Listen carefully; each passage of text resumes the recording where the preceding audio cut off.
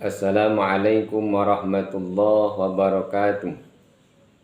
Alhamdulillahilladzi hadana lihada wa ma kunna linahtadiya laula an hadana Allah. Laqad ja'at rusulu rabbina bil haqq. Alhamdulillahilladzi ja'alana muslimin.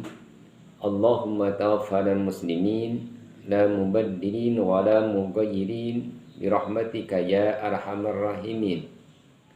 Allahumma salli ala sayyidina Muhammadin al-fatihi li jami'il alamin wa syafi'il mudhibin wa qaidil gurril muhajjalin wa ala alihi abhuril kamilin wa ashabihil hadinal muhtadina ila yaumiddin. Pertama-tama mari kita panjatkan puja syukur kehadirat Allah Subhanahu wa taala. Salawat salam semoga tercurah limpah ke hadiban alam habibana wa nabiyana Muhammad sallallahu alaihi wasallam. Pada kesempatan yang berbahagia ini kita akan membahas rentetan pasal ke-29 yang uningannya adalah wa talabuka li ghairihi likin lati hajaika minhu. Permohonanmu meminta hal-hal duniawi selain mengharapkan Allah saja menunjukkan sedikitnya rasa malu pada Allah Subhanahu wa ta'ala. Hadirin yang berbahagia, dunia itu adalah mazra'atul akhirah. Dunia itu alat atau tempat menanam kita untuk dipanen hasilnya di akhirat. Ad-dunya mazra'atul akhirah. Ada orang menanam dengan berbagai macam tanaman dan nanti hasilnya akan dituai nanti di akhirat. Ada orang yang Allah takdirkan menjadi orang kaya. Dia akan menuai dengan kekayaannya, karena kekayaannya digunakan untuk berjuang di jalan Allah, maka kekayaannya akan menjadi bibit yang akan dipetik hasilnya nanti di akhirat. Ada orang yang diberikan oleh Allah jabatan, lalu dia berjuang dengan jabatannya untuk menegakkan kalimatullah, maka dia sama dengan menjadikan jabatan bibit benih untuk nanti tuai hasil panennya nanti di akhirat. Ada orang yang diberi oleh Allah ilmu, lalu dia manfaatkan ilmunya untuk menyebarkan agama Islam, nanti dia akan memanen hasilnya di akhirat. Ada juga orang yang diberi oleh Allah kefakiran, ada juga orang yang tidak diberi oleh Allah takdir tidak punya, kebodohan dan lain sebagainya. Itu pun menjadi bibit yang nanti akan bisa dituai di hadapan Allah Subhanahu wa taala. Jadi semua takdir yang diberikan oleh Allah kepada kita adalah memurahkan benih untuk supaya kita nanti bisa menuai hasilnya di hadapan Allah Subhanahu wa taala. Ad-dunya mazra'atul akhirah. Jadi aktivitas kita, bekerja kita, berdagang kita, mencari ilmu kita, semua aktivitas kita tujuannya bukan untuk dunia, tapi untuk akhirat. Kalau seorang tujuan hidupnya, tujuan berdoanya ingin kebahagiaan dunia, maka itu orang sudah tidak malu oleh Allah Subhanahu wa taala. Dalam Al-Qur'an disebutkan, wa minan nasi may yaqulu rabbana atina fid dunya wa ma lahu fil akhirati min khalaq. Di antara manusia, kata Allah, ada yang bernah rabbana atina fid dunya, ya Allah kasih kebaikan saya di dunia, wa ma lahu fil akhirati min khalaq, tapi dia di akhirat tidak dapat. Tapi ada juga wa minhum may yaqulu rabbana atina fid dunya hasanah wa fil akhirati hasanah wa qina adzabannar. Ada orang juga diantaranya yang berdoa kepada Allah Subhanahu wa taala, Rabbana atina fid dunya hasanah wa fil akhirati hasanah wa qina adzabannar. Ya Allah, berilah aku kebaikan di dunia dan juga berilah aku kebaikan nanti di akhirat. Seorang sudah hilang rasa malunya ketika tujuan hidupnya hanya untuk dunia saja. Allah yang memberikan harta kepada kita, Allah yang memberikan jabatan kepada kita, Allah yang memberikan ilmu kepada kita, dan semua apa yang kita miliki itu Allah yang memberikan. Maka tidak eloknya kita meminta kepada Allah sesuatu yang Allah telah karuniakan kepada kita dengan tujuan adalah untuk dunia. Karena kita itu bukan makhluk dunia, kita itu adalah makhluk akhirat. Kalau kita tafakuri, kenapa lahirnya kita dengan hewan yang lain beda? Karena kita adalah makhluk akhirat. Kita lihat ayam, kita lahir, ayam langsung bisa berjalan, bahkan bisa mencari makan. Kalau kita lihat domba atau kambing, ketika dilahirkan oleh induknya, kambing langsung bisa berjalan. Dan begitu makhluk Allah, hewan yang lainnya, ketika lahir dari perut ibunya atau menetas, dia langsung bisa segar dan bisa cari makan sendiri, karena hewan itu adalah makhluk dunia. Tapi manusia ketika lahir, begitu payahnya manusia. Ibu kita bagaimana cara menyelamatkan bayi supaya dalam keadaan selamat, dibuntel sama kain, jangan sampai terkena angin, lalu dibedong, jangan sampai tulang-tulangnya bengkok, lalu kasih makan yang lembut-lembut. Sebelum kasih makan diminum susu dulu, baru kasih makan yang lembut-lembut sampai dewasa, terus baru kita bisa makan. Itu juga kan dikasih makan sama orang tua. Bahkan banyak orang yang sudah dewasa tidak bisa memberi makan sendiri, tidak mandiri. Itu manusia, karena manusia itu bukan makhluk dunia. Manusia itu adalah makhluk akhirat. Oleh karena itu, ketika kita diberi oleh Allah akhirat, kenikmatan jabatan, kenikmatan harta, kenikmatan ilmu, maka tujuan orang yang berakal, orang yang tidak malu adalah dia bertujuan untuk mencari ridha Allah Subhanahu wa taala.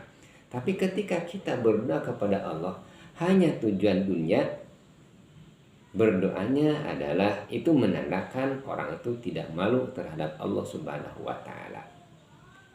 Kata baginda, al-haya'u minal iman. Malu adalah sebagian dari iman.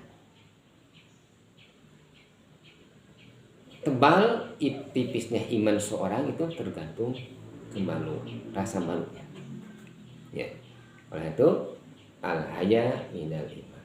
Dan Rasulullah adalah orang yang sangat malu. Wa kana sallallahu alaihi wasallam syadidal haya'i wat tawadhu.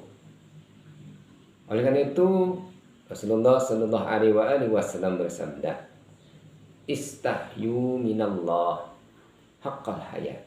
Kata baginda kepada para sahabat, wahai sahabat, malulah kamu kepada Allah sebenar-benar malu. Bagaimana kata para sahabat? Aku telah malu wahai Rasulullah. Bagaimana kata Rasulullah? Itu bukan malu, bukan seperti itu. Bagaimana wahai Rasulullah? Aku malu kepada Allah Subhanahu wa taala. Man istaha minallah haqqal haya.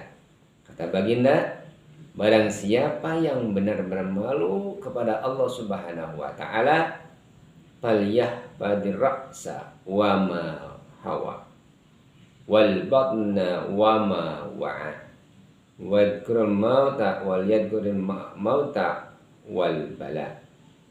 Orang yang benar-benar malu, kata baginda Nabi sallallahu alaihi wasallam, maka ada 3 tandanya. Yang pertama, Falyahfadhir ra'sa wa ma hawa. Dia akan menjaga kepalanya dan pikirannya. Kepalanya dan pikirannya. Pikirannya dengan pikiran positif, bukan pikirannya dengan pikiran negatif. Akhirnya dengan pikiran positif dia belajar. Belajar juga untuk sesuatu yang untuk kebaikan. Karena kita belajar itu untuk mencari ilmu yang nafi', bukan mencari ilmu ghair nafi'. Orang yang berakal akan mencari ilmu yang nafi', ilmu yang bermanfaat. Karena ilmu itu ada ilmu nafi dan ilmu ghairun nafi. Rasulullah menyuruh kepada kita thalabul ilmi fardhatun ala kulli muslimin wa muslimatin. Kita diwajibkan untuk mencari ilmu kepada laki-laki, muslim laki-laki dan muslim perempuan. Ilmu yang apa? Ilmu nafi', ilmu yang bermanfaat. Apa itu ilmu nafi'? Ilmu nafi' itu adalah ilmu yang bisa hasil dari ilmu tersebut dia mendekatkan diri kepada Allah. Itu ilmu nafi'. Ilmu nafi' itu yang mengakibatkan kita takut kepada Allah. Dan ilmu nafi' itu ilmu yang membuat kita merasa diri kita itu hina di hadapan Allah Subhanahu wa taala. Itu adalah ilmu nafi'. Bisa ilmu nafi' itu ada di pesantren, bisa ilmu nafi' itu ada di sekolah, dan bisa ilmu nafi' di mana saja, termasuk di alam sekitar. Itu juga bisa jadi ilmu nafi', asalkan ilmu tersebut bisa mendekatkan diri kita kepada Allah, taqarrub ilallah. Karena banyak ilmu-ilmu yang tidak mendekatkan diri kepada Allah. Dengan ilmu tersebut kita merasa takabur, tidak tahu keagungan Gusti Allah. Tapi dengan ilmu nafi', kalau ilmu nafi' itu adalah ilmu yang dengan ilmu tersebut dia mendekatkan diri kepada Allah, dia rajin ibadah, dia rajin bersedekah, dia rajin melaksanakan sosial kemasyarakatan. Itulah ilmu nafi'. Dengan belajar ilmu tersebut dia merasa dekat kepada Allah dan merasa Allah memperhatikan dia. Maka akhirnya dengan ilmu tersebut robahlah akhlaknya. Akhlak robah dengan ilmu tersebut, bukan cuma ibadah tapi akhlak yang berubah. Dan yang kedua, ilmu nafi' itu mengakibatkan kita takut, menjadi takwa kepada Allah. Ada perbedaan antara khauf dan takwa. Kalau khauf itu takut tapi menimbulkan rasa gelisah. Tapi takwa ketakutan tapi yang menimbulkan rasa tenang. Kita takut kepada Allah karena kita banyak dosanya, lalu kita munajat, beristighfar, tobat kepada Allah, lalu mengucurkan air mata.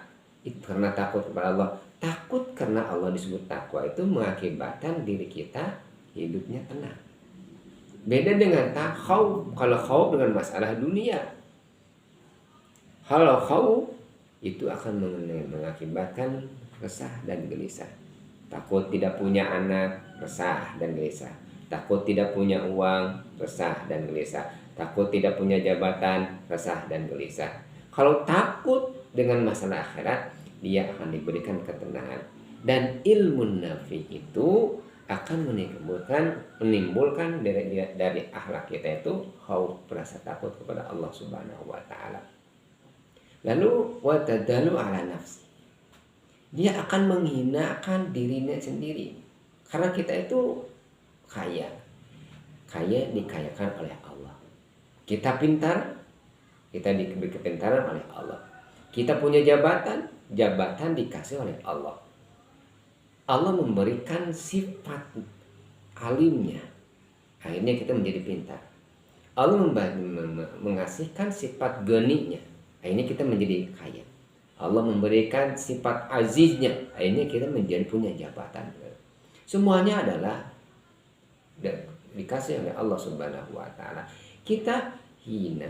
Kita tidak punya apa-apa kalau Allah tidak memberikan kepada kita. Semua adalah diatur oleh Allah Subhanahu wa taala. Orang yang ilmunya nafi merasakan semuanya adalah milik Allah.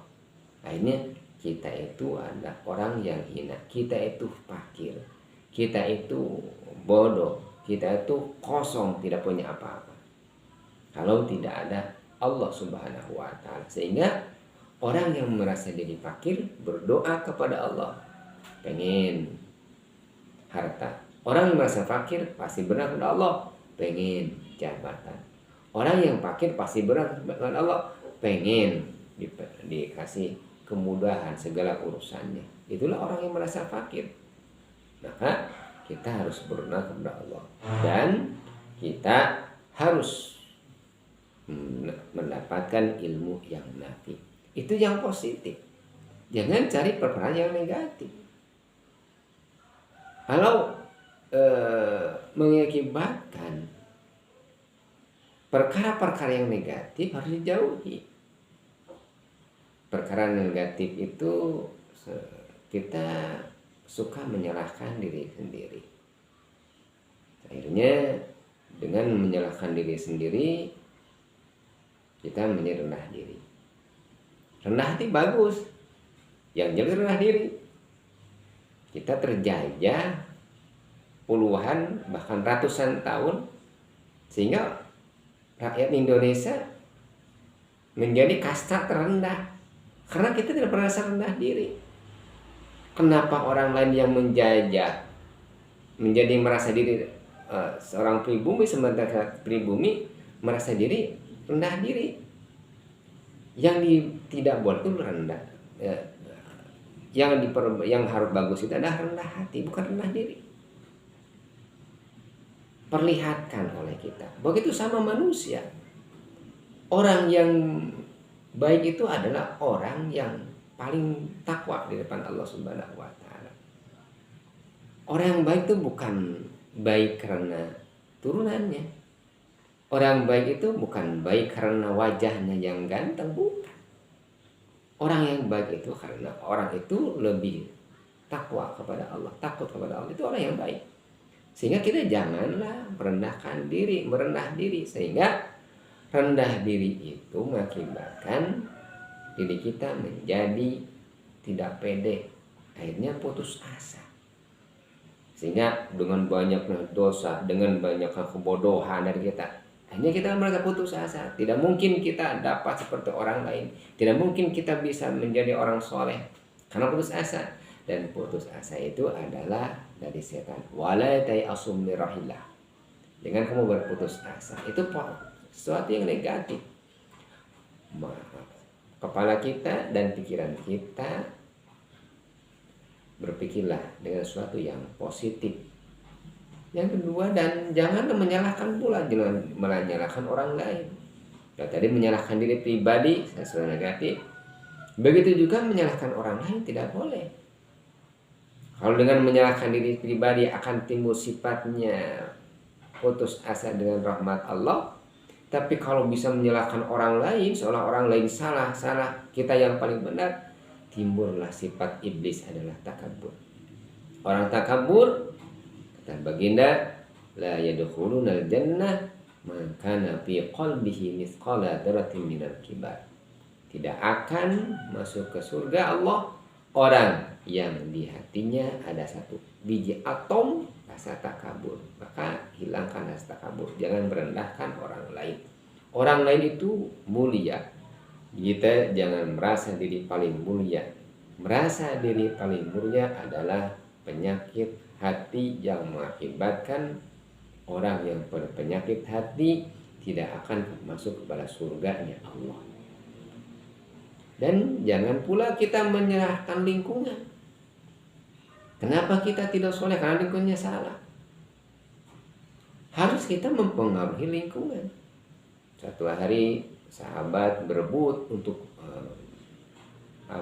mempunyai rumah, membeli rumah di dekat masjid, karena supaya bisa beribadah ke masjid dan lebih dekat kepada masjid.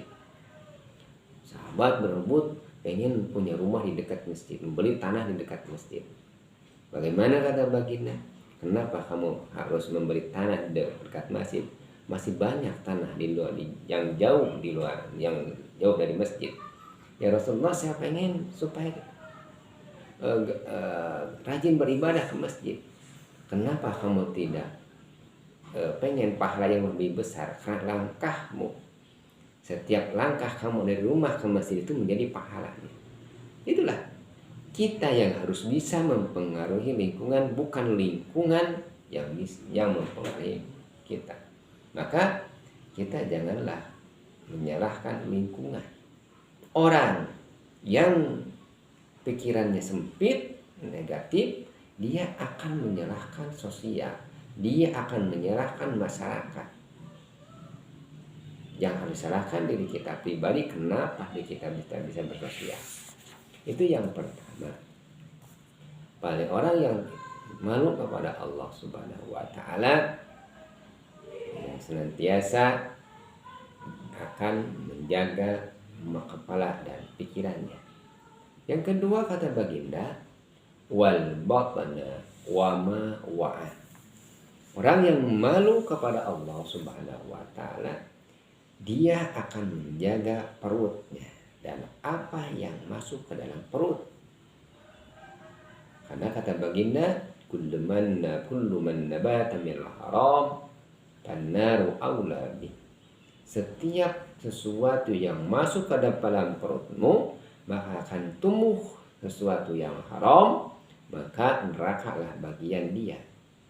Sesuatu yang dijadikan dari harta yang haram, harta bisa hartanya yang haram, makanannya yang haram, ataupun cara mencarinya yang haram. Kita banyak orang yang takut makan anjing. Banyak orang Islam yang takut makan daging babi. Tapi orang Islam banyak orang-orang yang tidak takut makan harta uang dari korupsi. Itu juga sama, haram. Sesuatu yang haram itu bukan haram zatnya, juga haram cara mencarinya. Harus dengan cara yang halal.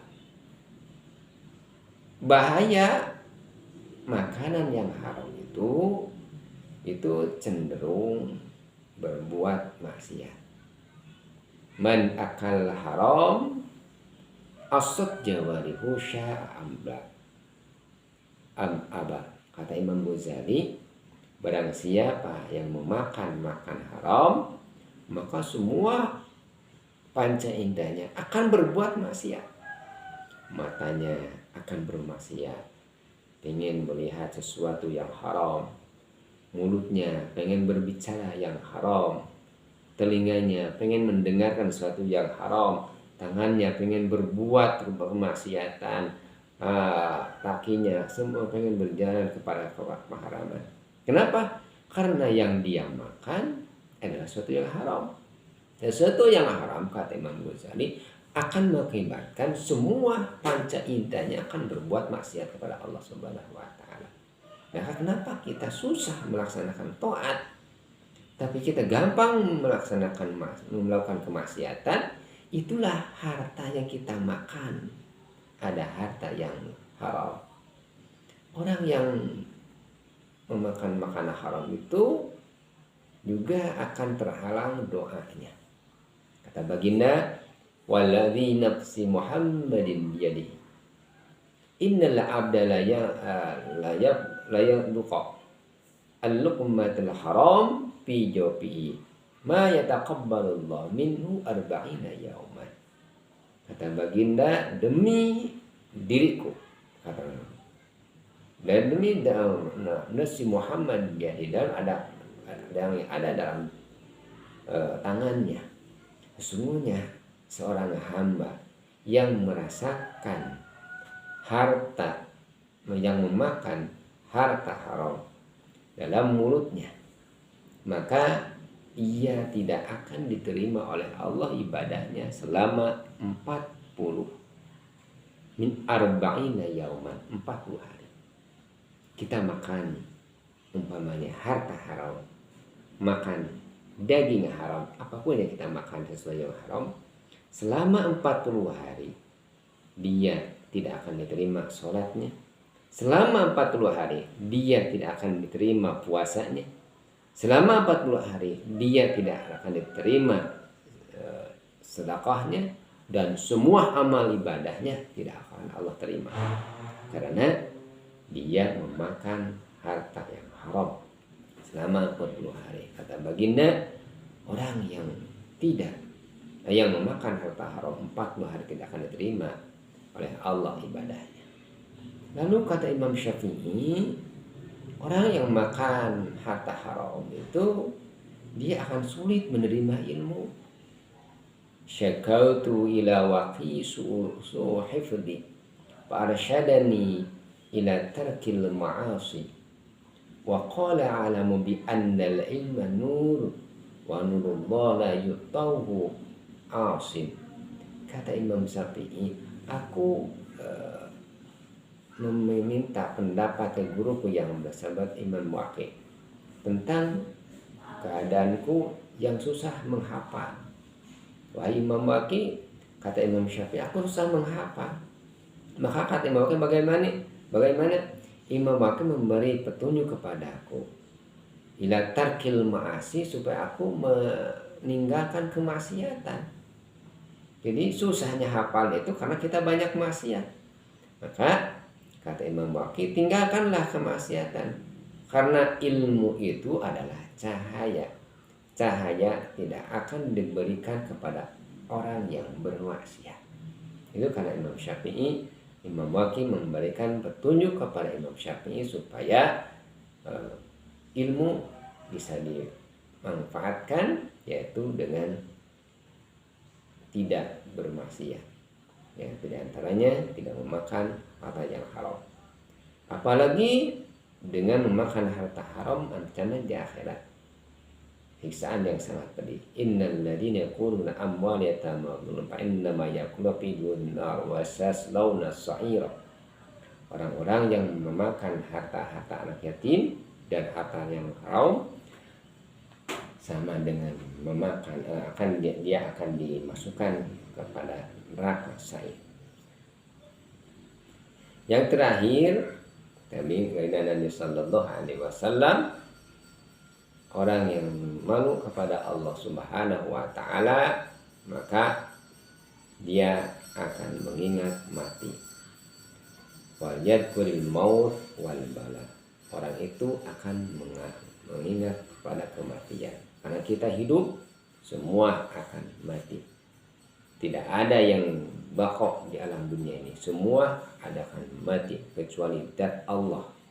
Malaikat mati, jin mati, iblis mati, jin manusia, dan manusia pun akan mati. Yang tidak akan mati, yang kekal adalah Allah Subhanahu wa taala. Oleh karena itu, kita harus ingat kematian. Syekh Hamid Al-Lafaq menyebutkan, aman aksara dzikral maut akrama bisalasati asya. Orang yang senantiasa mengingat kematian, maka Allah memuliakan dia dengan 3 perkara. Yang pertama, ta'jilut taubah. Dia mempercepat taubat kepada Allah Subhanahu wa taala. Jadi orang yang ingat mati, kalau tobat jangan dinanti-nanti. Kalau pengen bersih dosa jangan nanti-nanti. Sekarang sudah niat, saya tuh banyak dosa. Bagaimana cara menghilangkannya? Ya tobat. Banyaklah beristighfar. Ya, dibimbing oleh guru. Ya itu. Nanti setelah itu dia ingat mati, dia cepat tobat. Jangan menanti. Nanti sudah supaya nanti usia 50 tahun. Nanti saja kita tobat usia 60 tahun. Apakah kita akan sampai ke usia lanjut? Belum tentu. Banyak orang yang mati dalam usia muda. Taubat. Orang yang mati, yang ingat mati itu ya ta'jilut taubat. Wa qana'atul qut, kata Syahmi, dia akan qana'ah, merasa cukup dengan penghasilan yang ada. Hidupnya merasa cukup, walaupun dia kekurangan. Tapi dia merasa cukup karena Allah merasa dikasihkan kepada dia rasa hidup dengan ketenangan. Wal qana'atul qut. Wan nasyatul ibadah, dan orang yang ingat mati itu akan terlihat tandanya. Allah akan berikan kemuliaan, yaitu nasyatul ibadah. Dia akan semangat dalam melaksanakan ibadah. Tidak hanya ibadah fardu tapi ibadah sunnah. Tidak hanya ibadah sholat tapi termasuk puasa, termasuk baca Quran, termasuk zikir, termasuk melaksanakan sedekah dan lain sebagainya. Itulah tanda-tanda orang yang mengingat mati. Jadi orang yang mengingat mati itu tanda orang yang malu kepada Allah Subhanahu wa taala. Dan orang malu yang sebenar-benarnya malu adalah ketika kita berdoa kepada Allah lalu dia mempunyai tujuan yang berbeda, yaitu dengan doanya pengen kebaikan dunia saja, bukan kebaikan akhirat. Maka yang digambarkan oleh Allah dalam Al-Quran, minhum may yaqulu rabbana atina fid dunya hasanah wa fil akhirati hasanah wa qina adzabannar. Terima kasih atas perhatiannya. Wallahu muwaffiq ila aqwamit thoriq. Wassalamualaikum warahmatullahi wabarakatuh.